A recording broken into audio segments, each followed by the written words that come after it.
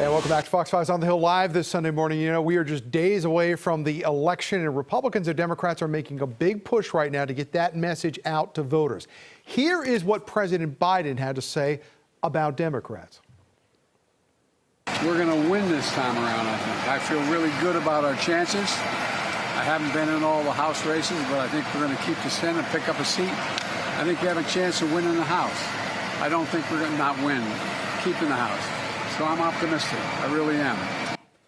All right, let's get to it. We want to bring in our political panel this morning. Cassie Smedile is Executive Director of America Rising and former Republican National Committee Communications Director. Chuck Rocha is the host of Latino Vote podcast and a former campaign advisor to Bernie Sanders. Cassie, Chuck, good to see you. The president makes these remarks on the tarmac, basically saying that he believes they're going to win outright. Now, my question to you both is this. If you're in a position as tight as the Democrats are right now, do you want to be saying that to your own voters? We got this. Wouldn't you want Chuck to be saying, look, we're on the line here. We're holding on by a thread, folks. We need you out there. Instead, the president's saying, we got this. I would disagree with everything that you're saying because right now people are voting.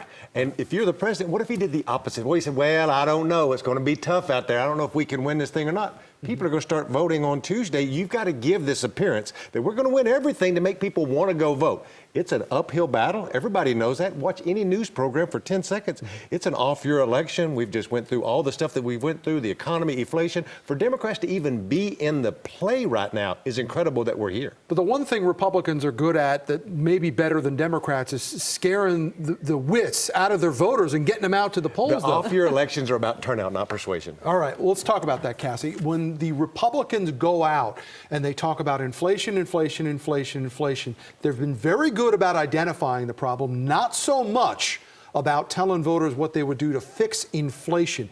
Is that by accident or design, or do they just not have a plan? Well, I have to say first, President Biden is speaking like a man who hasn't been out in the States. And we know that's true because not many Democrats have invited him to be out in the States.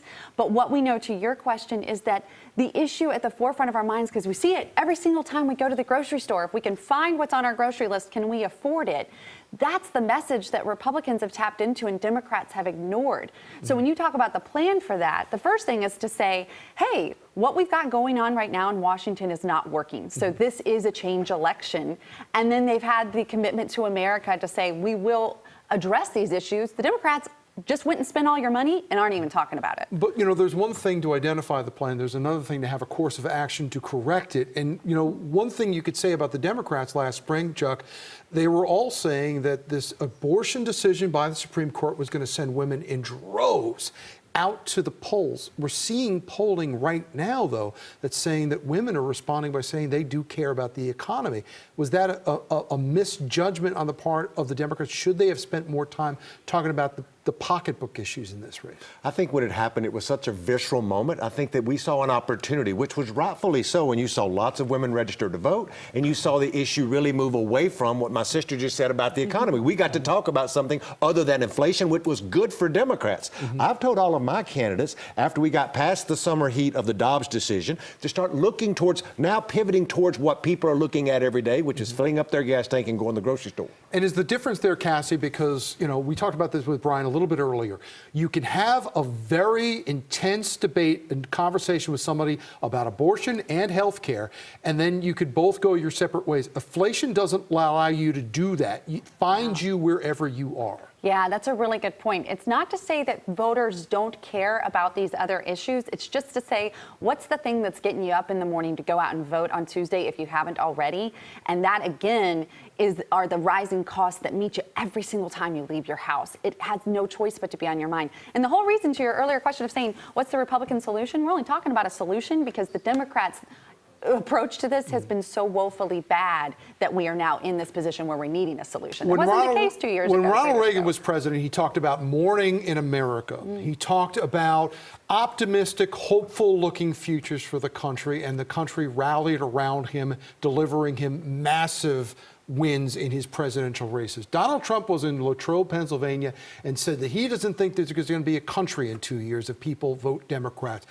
Do the Republicans at some point have to break free from the kind of rhetoric that talks down the country instead of lifting people up. Oh my gosh, you also must not have been watching Barack Obama's comments last night in Pennsylvania, because that was the most downtrodden, dour message. Nobody was clapping or rallying as he was talking, because he was saying this is the end of democracy.